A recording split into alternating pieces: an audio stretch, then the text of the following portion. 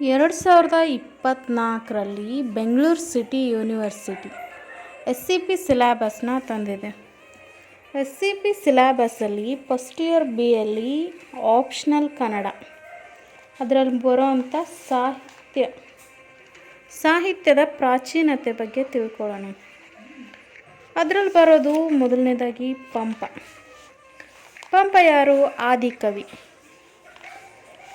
ಅವನ ಬರೆಯುವಂಥ ಕೃತಿಗಳು ಚಂಪು ಶೈಲಿಯಲ್ಲಿ ಇರ್ತಿದ್ವು. ಚಂಪು ಶೈಲಿ ಅಂದರೆ ಗದ್ಯ ಮತ್ತು ಪದ್ಯ ಸೇರಿದರೆ ಅದನ್ನು ಚಂಪು ಶೈಲಿ ಅಂತ ಕರಿತಿದ್ರು. ಸುಮಾರು 10ನೇ ಶತಮಾನದಲ್ಲಿತ್ತು. ಆಗ ಸಾಹಿತ್ಯದ ಸುವರ್ಣಯುಗ ಅಂತ ಕೂಡ ಕರಿತಿದ್ರು.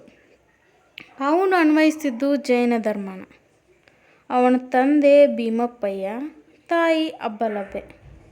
ಇವನ ಪ್ರಮುಖ ಕೃತಿಗಳು ಯಾವುದು ಅಂದರೆ ಆದಿಪುರಾಣ ಮತ್ತು ವಿಕ್ರಮಾರ್ಜುನ ವಿಜಯ. ಅದನ್ನು ಪಂಪ ಭಾರತ ಅಂತ ಕೂಡ ಕರಿತಿದ್ರು. ಅವನು ಇಮ್ಮಡಿ ಅರಿಕೇಸರಿ ಅನ್ನುವಂಥ ರಾಜನ ಆಶ್ರಯದಲ್ಲಿದ್ದ. ಅವನಿಗೆ ಒಬ್ಬ ತಮ್ಮ ಕೂಡ ಇದ್ದ, ಜೀನವಲ್ಲಭ ಅಂತ. ಒಂದು ಜೀನವಲ್ಲಭನ ಶಾಸನ ಅಂದರೆ ಒಂದು ಗಂಗಾಧರ ಅನ್ನೋ ಊರಲ್ಲಿ ಸಿಕ್ಕಿರೋದ್ರಿಂದ ಅವನಿಗೆ ಜೀನವಲ್ಲಭ ಅನ್ನೋ ತಮ್ಮ ಇದ್ದಕ್ಕೂ ಅನ್ನೋದ್ರ ಬಗ್ಗೆ ಕೂಡ ಮಾಹಿತಿ ಸಿಕ್ಕಿದೆ. ಅದನ್ನು ಗಂಗಾಧರಂ ಶಾಸನ ಅಂತ ಕೂಡ ಕರೀತಾರೆ. ಅವನಿಗೆ ಕವಿತಾ ಗುಣಾನವ ಅನ್ನೋ ಬಿರುದು ಕೂಡ ಇತ್ತು. ಅವನು ಅದರಲ್ಲಿ ಹೆಚ್ಚಾಗಿ ಬನವಾಸಿಯ ಬಗ್ಗೆ ವರ್ಣನೆ ಮಾಡ್ತಾನೆ, ಅಂದರೆ ತನ್ನ ಕಾವ್ಯಗಳ ಬಗ್ಗೆ. ಏನು ಅಂದರೆ ಪಂಪನ ಭಾರತ ಕಾವ್ಯದಲ್ಲಿ ಬರುವ ಬನವಾಸಿಯ ವರ್ಣನೆಯನ್ನು ನೀಡೋ ಪದ್ಯಗಳು. ಸೊಗಾಯಿಸಿ ಬಂದ ಮಾಮರನಿ ತಳ್ತೆ ಒಳ್ಳಿಯೇ ಪೂತ ಜಾತಿಸಂ ಪಗೆಯೇ ಕೊಕ್ಕಿಲ್ವ ಕೋಗಿಲೆಯೇ ಪಾಡುವ ತುಂಬಿಯ ನಲ್ಲರೊಳ್ಮಗಂ ನಗೆ ಮುಗದಳ್ ಪಳಂಚಲೆಯೇ ಕೊಡುವ ನಲ್ಲರೆ ನೊರಳ್ವ ಡಾವಬೆ ಬೆಟ್ಟುಗಳು ಮಾವ ನಂದನ ವನಂಗೊಳ ಬನವಾಸಿ ದೇಶದೊಳ್. ಅಂದರೆ ಬನವಾಸಿ ದೇಶದ ಯಾವ ಬೆಟ್ಟಗಳಲ್ಲಿಯೂ ಉದ್ಯಾನವನಗಳಲ್ಲಿ ನೋಡಿದ್ರೆ ಒಂಥರ ಸೊಗಸಾಗಿ ಫಲ ಬಿಟ್ಟಿರೋ ಮಾವಿನ ಮರಗಳು ತುಂಬಿರೋವಂಥ ಪ್ರದೇಶ, ದಟ್ಟವಾಗಿ ಸೇರಿಕೊಂಡಿರೋ ವೀಳ್ಯದೆಲೆ ಬಳ್ಳಿಗಳು, ಹೂವನ್ನು ಬಿಟ್ಟಿರುವಂಥ ಜಾಜಿ ಮತ್ತು ಸಂಪಿಗೆ ಗಿಡಗಳು, ಸುಸ್ವರವಾಗಿ ಧ್ವನಿ ಮೂಡುವ ಕೋಗಿಲೆ, ಜಿಂಕರಿಸುವ ದುಂಬಿಗಳು, ಪ್ರೇಯಸಿಯರ ಒಳ್ಳೆಯ ಮುಖಗಳೇ ನಗುಮುಖದಲ್ಲಿ ಪ್ರತಿಭಟಿಸಿಕೊಡುವ ನಲ್ಲರೆ ಅಂತ. ಪಂಪ ಎಲ್ಲೇ ಇದ್ದರೂ ಕೂಡ ಬನವಾಸಿ ಅನ್ನೋದು ಅವನ ಮನಸ್ಸಿನಲ್ಲಿ ಒಂದು ಸ್ವರ್ಗ ಅನ್ನುವ ಭಾವನೆ ಇರ್ತಿತ್ತು. ಹಾಗಾಗಿ ಅವನು ಬನವಾಸಿಯ ಬಗ್ಗೆ ವರ್ಣನೆ ಮಾಡ್ತಾನೆ.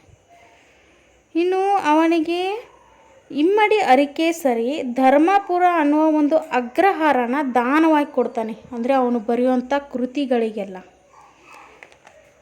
ಅವನು ತನ್ನ ವ್ಯಕ್ತಿತ್ವದ ಬಗ್ಗೆ ಮೊದಲಿಗೆ ಹೇಳ್ತಾನೆ. ಪಂಪ ದುಂದುಬಿ ಸಂವತ್ಸರದಲ್ಲಿ ಹುಟ್ಟಿರೋನು. ಮೃದುವಾದ ಉಂಗುರ ಕೂದಲ ಅವನಿಗೆ, ಅಂದರೆ ಮೃದುವಾದ ಕೂದಲನ್ನ ಉಳ್ಳವನು. ಕದಳಿ ಗರ್ಭಶ್ಯಾಮ ಅಂದರೆ ಕೃಷ್ಣನ ಬಣ್ಣ ಯಾವುದು? ಕಪ್ಪು. ಆದರೆ ಅದನ್ನು ಈಗ ನೀಲಿ ಅಂತ ಹೇಳ್ತಾರೆ ಅಷ್ಟೆ. ಅದು ಅಂದರೆ ಆ ಬಣ್ಣದವನು.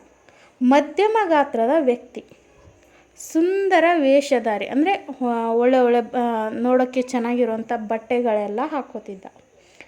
ಇನ್ನು ಹಿತಮಿತ ಮೃದು ವಚನ ಅಂದರೆ ಅವನ ಮಾತುಗಳು ಹಿತವಾಗಿರ್ತಿದ್ವು ಮತ್ತು ಮಿತವಾಗಿರ್ತಿದ್ವು. ಅದರ ಬಗ್ಗೆ ಒಬ್ಬ ನಾಗರಾಜ ಅನ್ನೋ ಕವಿ ಕೂಡ ಒಂದು ಮಾತನ್ನ ಹೇಳ್ತಾನೆ. ಪಸರಿಪ ಕನ್ನಡ ಕೊಡೆಯ ಓರ್ವನೆ ಸತ್ಕವಿ ಪಂಪನಾವಗಂ ಕೃತಿ ಪುಣ್ಯಾಸ್ರವ ಅಂತ. ಅಂದರೆ ಪಂಪ ಕನ್ನಡದ ಕಾಳಿದಾಸ ಆದಿಕವಿ ಮಾತ್ರವಲ್ಲ, ಅಗ್ರಕವಿ ಕೂಡ ಆಗಿದ್ದ. ಅವನು ಬೆಳಗುವಲ್ಲಿ ಲೌಕಿಕಂ ಅಂದರೆ ವಿಕ್ರಮಾರ್ಜುನ ವಿಜಯ, ಅದನ್ನು ಕನ್ನಡದ ಭಾರತ ಅಂತ ಕೂಡ ಕರೀತಾನೆ. ಅದೊಂದು ಲೌಕಿಕ ಕೃತಿ. ಅಲ್ಲಿ ಜೀನಾಗಮಂತಮಂ ಅನ್ನೋದು ಆದಿಪುರಾಣ, ಅದು ಅಲೌಕಿಕ ಕೃತಿ. ಆದಿಪುರಾಣ ಅನ್ನೋ ಕೃತಿಗೆ ಯಾವುದಾದ್ರೂ ಒಂದು ಆಕರ ಕೃತಿ ಇರಲೇಬೇಕಲ್ವಾ? ಪೂರ್ವ ಪುರಾಣ ಅನ್ನೋದು ಜೀನಸೇನಾಚಾರ್ಯರು ಅನ್ನೋರು ಪೂರ್ವ ಪುರಾಣ ಅನ್ನೋ ಒಂದು ಕೃತಿನ ಬರೀತಾರೆ. ಅದು ಸಂಸ್ಕೃತ ಭಾಷೆಯಲ್ಲಿ. ಅದು ಆದಿ ಪುರಾಣದ ಆಕರ ಕೃತಿ. ಇನ್ನು ವಿಕ್ರಮಾರ್ಜುನ ವಿಜಯ ಇದರ ಆಕರ ಕೃತಿ ಮಹಾಭಾರತ. ಅದು ವೇದವ್ಯಾಸರು ಬರೆದಿರೋದು. ಇನ್ನು ಇದರಲ್ಲಿ ಬರೋದು 13 ಆಶ್ವಾಸಗಳು. ಅದರಲ್ಲಿ ಬರೋದು ಮೊದಲನೇದಾಗಿ ಮೊದಲ ತೀರ್ಥಂಕರ ಯಾರು? ಜೈನರ ಮೊದಲ ತೀರ್ಥಂಕರ ವೃಷಭನಾಥ ಅಥವಾ ಆದಿನಾಥ, ಪುರುದೇವ, ಈ ಥರ ಎಲ್ಲ ಹೆಸರು ಕೂಡ ಒಂದೇ.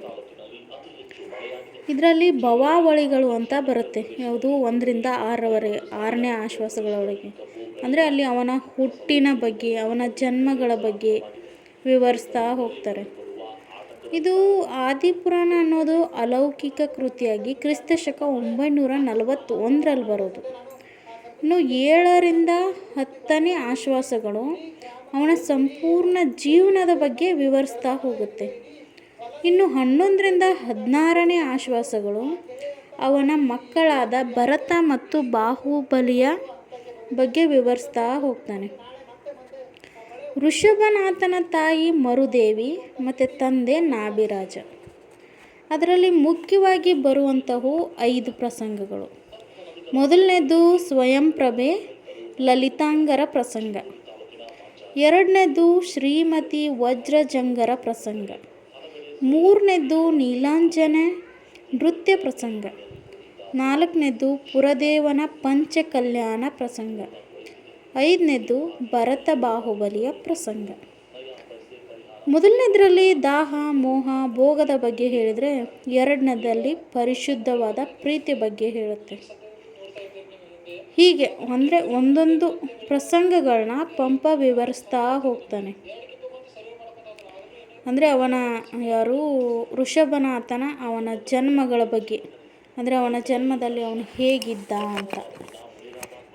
ಅಂದರೆ ಎಲ್ಲ ಆಸೆಗಳನ್ನ ತ್ಯಜಿಸಿದವನೇ ಆಗಿದ್ದ, ಅಥವಾ ಕಾಮ, ಕ್ರೋಧ, ಲೋಭ, ಮೋಹ, ಮದ, ಮಾತ್ಸರ್ಯಗಳನ್ನು ಎಲ್ಲನೂ ತುಂಬಿದಂತಹ ಮನುಷ್ಯನ, ಅಂದರೆ ಈಗ ಮನುಷ್ಯನಲ್ಲಿರುವಂಥ ಈ ಅರಿಷಡ್ವರ್ಗಗಳನ್ನ ಒಳಗೊಂಡಿರೋನಿದ್ದ ಅಂತ ಒಂದಾದ ಮೇಲೆ ಪ್ರತಿಯೊಂದನ್ನು ವಿವರಿಸ್ತಾ ಹೋಗ್ತಾನೆ. ಆಮೇಲೆ ನೆಕ್ಸ್ಟು ಬರೋದು ಅವನು ಬನವಾಸಿ ಬಗ್ಗೆ ಹೆಚ್ಚಾಗಿ ಹೇಳ್ತಾ ಹೋಗ್ತಾನೆ.